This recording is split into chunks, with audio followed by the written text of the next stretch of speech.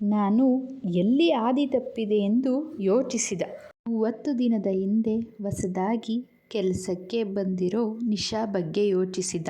ಅವಳಿಗೆ 28 ವರ್ಷ. 23 ವರ್ಷಕ್ಕೆ ಮದುವೆಯಾಗಿ ಗಂಡ ತೀರಿ ಹೋಗಿದ್ದಾರೆ. ಅವಳ ಕಂಡರೆ ಏನೋ ಮೃದು ಭಾವನೆ.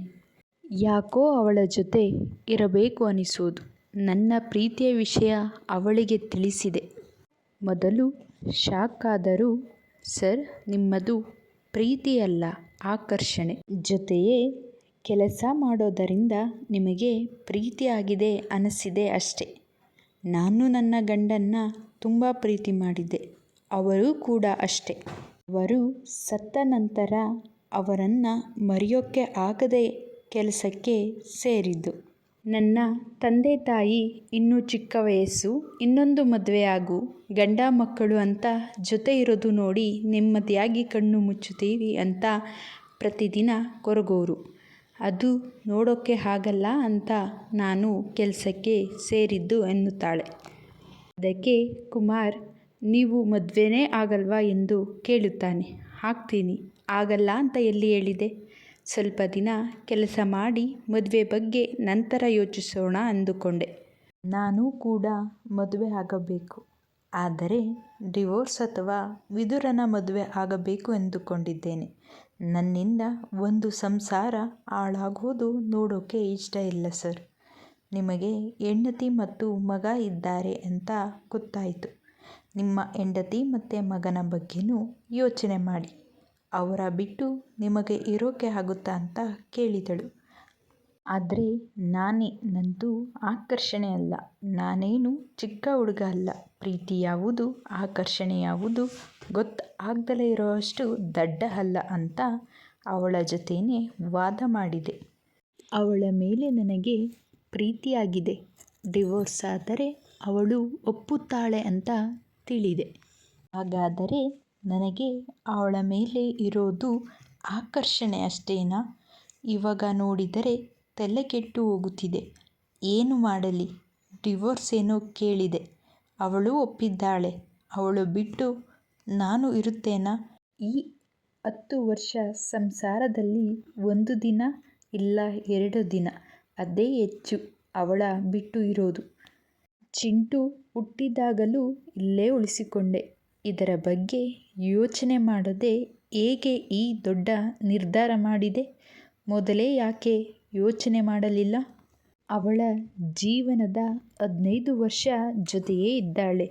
ಡಿವೋರ್ಸ್ ಏನೋ ಕೇಳಿ ಆಗಿದೆ. ಅವಳಿಗೆ ನನ್ನ ಬಿಟ್ಟು ಇರೋಕೆ ಇಷ್ಟ ಇಲ್ಲ ಅನಿಸುತ್ತೆ. ಅದಕ್ಕೆ ಈ ಕಂಡೀಷನ್ ಹಾಕಿದ್ದಾಳೆ. ನೋಡೋಣ. ಇನ್ನೂ 1 ತಿಂಗಳಿದೆ. ಬಿಟ್ಟು ಇರೋಕೆ ಆಗಲ್ಲ ಅಂದರೆ ಡಿವೋರ್ಸ್ ವಾಪಸ್ಸು ತಗೊಳ್ಳೋದು ಎಂದು ನಿರ್ಧಾರ ಮಾಡಿದ್ದ. ಜೀವನ, ಅವಳ ಜೀವನ ಎರಡೂ ಹಾಳಾಗುತ್ತಿದೆ ಎಂದು ಯೋಚಿಸುತ್ತಾ ಹಾಗೇ ನಿದ್ದೆಗೆ ಜಾರಿದ. 4ನೇ ದಿನವನ್ನು ಅವಳನ್ನು ಎತ್ತಿದಾಗ ಆತನ ಆತ್ಮೀಯತೆಯ ಭಾವವು ಮರಳಿತು. ನಾನು ಬಿಟ್ಟು ಇರುತ್ತೀನಾ ಅನಿಸಿತು. ಅವಳನ್ನು ಎತ್ತಿಕೊಂಡಾಗ ಅವನಿಗೆ ಆತ್ಮೀಯತೆಯ ಭಾವವು ಮತ್ತೆ ಬೆಳೆಯಿತು. ಆಗ ಅವನು ಅರಿತುಕೊಂಡ, ಏಕೆ ಪ್ರೀತಿಯನ್ನು ನಾನು ಅರ್ಥ ಮಾಡಿಕೊಳ್ಳಲಿಲ್ಲ ಎಂದು. 1 ತಿಂಗಳು ಜಾರಿದಂತೆ ಅವಳನ್ನು ಹೊತ್ತೊಯ್ಯುವುದು ಸುಲಭವಾಯಿತು. ಅವಳು ಒಂದು ದಿನ ಬೆಳಗ್ಗೆ ಬಟ್ಟೆ ಧರಿಸಬೇಕೆಂದು ಆರಿಸುತ್ತಿದ್ದಳು. ಅವಳ ಕೆಲವು ಉಡುಪುಗಳನ್ನು ಎಷ್ಟೇ ಪ್ರಯತ್ನಿಸಿದರೂ ಆಕೆಗೆ ಸೂಕ್ತವಾದದ್ದು ಸಿಗಲಿಲ್ಲ. ಅವಳು ಬಿಟ್ಟಳು. ನನ್ನ ಎಲ್ಲ ಡ್ರೆಸ್ ದೊಡ್ಡದಾಗಿದೆ. ನಾನು ಯಾಕೋ ತುಂಬ ಸಣ್ಣ ಆಗಿದ್ದೀನಿ ಎಂದಳು.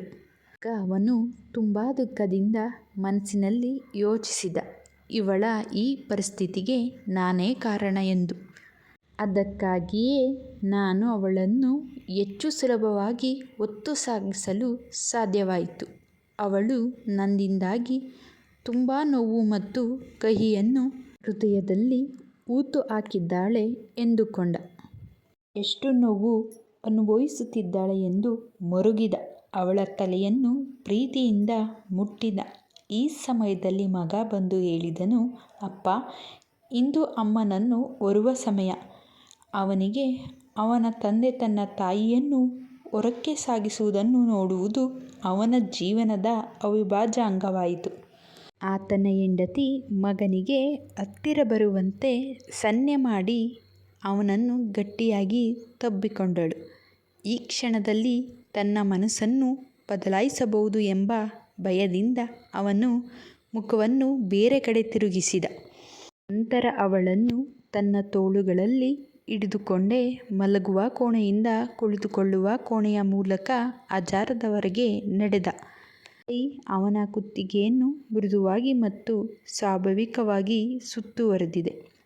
ಅವನು ಅವಳ ದೇಹವನ್ನು ಬಿಗಿಯಾಗಿ ಹಿಡಿದಿದ್ದ. ಅದು ಅವರ ಮದುವೆಯ ದಿನದಂತೆಯೇ ಇತ್ತು.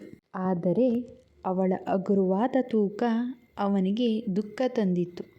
ಕೊನೆಯ ದಿನ ಅವನು ಅವಳನ್ನು ತನ್ನ ತೋಳುಗಳಲ್ಲಿ ಹಿಡಿದಾಗ ಅವನಿಗೆ ಒಂದು ಹೆಜ್ಜೆಯೂ ಸಹ ಚಲಿಸಲು ಸಾಧ್ಯವಾಗಲಿಲ್ಲ. ಅವಳು ಅವನನ್ನು ನೋಡಿದಳು, ಆಶ್ಚರ್ಯಚಕಿತಳಾದಳು ಮತ್ತು ನಂತರ ಅವನ ಹಣೆಯನ್ನು ಮುಟ್ಟಿದಳು. ನಿಮಗೆ ಜ್ವರವಿದೆಯೇ ಎಂದಳು. ಆಗ ಅವನು ಅವಳ ಕೈಯನ್ನು ತನ್ನ ತಲೆಯಿಂದ ಸರಿಸಿದ. ಮನಸ್ಸಿನಲ್ಲಿ ಕೊರಗುತ್ತಾ, ವೀಣಾ, ನನ್ನನ್ನು ಕ್ಷಮಿಸು. ನಾನು ವಿಚ್ಛೇದನ ನೀಡುವುದಿಲ್ಲ. ನನ್ನ ವೈವಾಹಿಕ ಜೀವನ ನೀರಸವಾಗಿತ್ತು. ಆದ್ದರಿಂದ ನಾನು ನಮ್ಮ ಜೀವನದ ವಿವರಗಳನ್ನು ಗೌರವಿಸದ ಕಾರಣ, ನಾನು ನಿನ್ನ ಪ್ರೀತಿಯನ್ನು ಅರ್ಥ ಮಾಡಿಕೊಳ್ಳದ ಕಾರಣ ನಾನು ದುಡುಕಿ ನಿರ್ಧಾರ ಮಾಡಿದೆ. ನನ್ನನ್ನು ಕ್ಷಮಿಸು ಎಂದು ಬೇಡಿಕೊಂಡ. ಇನ್ನು ಮುಂದೆ ಸಾವು ನಮ್ಮನ್ನು ಬೇರ್ಪಡಿಸುವವರೆಗೂ ನಾನು ನಿನ್ನ ಜೊತೆಯಾಗಿರುತ್ತೇನೆ ಎಂದು ಹೇಳಿದ. ಅವನ ಮಾತುಗಳನ್ನು ಕೇಳಿ ಅವಳು ಇದ್ದಕ್ಕಿದ್ದಂತೆ ಕಣ್ಣೀರು ಹಾಕಿದಳು. ಆಗ ಅವನು ಕೆಳಗಿಳಿದು ಓಡಿದ. ದಾರಿಯಲ್ಲಿರುವ ಅಂಗಡಿಯಲ್ಲಿ ತನ್ನ ಹೆಂಡತಿಗೆ ಹೂವಿನ ಬುಕ್ಕೆ ಆರ್ಡರ್ ಮಾಡಿದ. ಸೇಲ್ಸ್ ಗರ್ಲ್ ಕಾರ್ಡ್ ಮೇಲೆ ಏನು ಬರೆಯಬೇಕೆಂದು ಕೇಳಿದಳು. ಅವನು ಮುಗುಳ್ನಕ್ಕು ಹೇಳಿದ, ಸಾವು ನಮ್ಮನ್ನು ಬೇರ್ಪಡಿಸುವವರೆಗೂ ನಾನು ಪ್ರತಿದಿನ ಬೆಳಗ್ಗೆ ನಿನ್ನನ್ನು ಸಾಗಿಸುತ್ತೇನೆ ಎಂದು. ಕೈಯಲ್ಲಿ ಹೂವುಗಳು ಹಿಡಿದು ಮೆಟ್ಟಿಲುಗಳ ಮೇಲೆ ಓಡಿದ. ಬಾಗಿಲು ತೆಗೆದು ನೋಡಿದ. ಹಾಸಿಗೆಯಲ್ಲಿ ವೀಣಾ ಸತ್ತು ಬಿದ್ದಿದ್ದಳು. ಆಕೆ ತಿಂಗಳಿಂದ ಕ್ಯಾನ್ಸರ್ ವಿರುದ್ಧ ಹೋರಾಡುತ್ತಿದ್ದಳು. ಆದರೆ ಇವನು ತನ್ನ ಕಚೇರಿ ವಿಚ್ಛೇದನ ಪಡೆಯುವುದರ ಬಗ್ಗೆ ಕಾರ್ಯನಿರತನಾಗಿದ್ದ.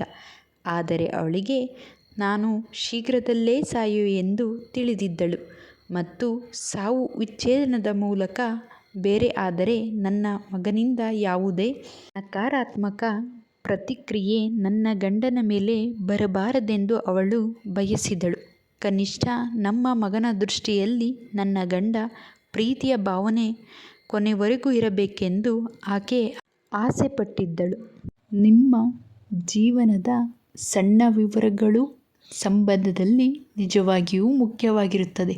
ಆದ್ದರಿಂದ ನಿಮ್ಮ ಸಂಗಾತಿಯ ಸ್ನೇಹಿತರಾಗಲು ಸಮಯವನ್ನು ಕಂಡುಕೊಳ್ಳಿ ಮತ್ತು ಪರಸ್ಪರ ಕಷ್ಟಗಳನ್ನು ಅರ್ಥಮಾಡಿಕೊಂಡು ಕಲಿಯಿರಿ. ಅನ್ಯೋನ್ಯತೆಯಿಂದ ಬದುಕಲು ಕಲಿಯಿರಿ.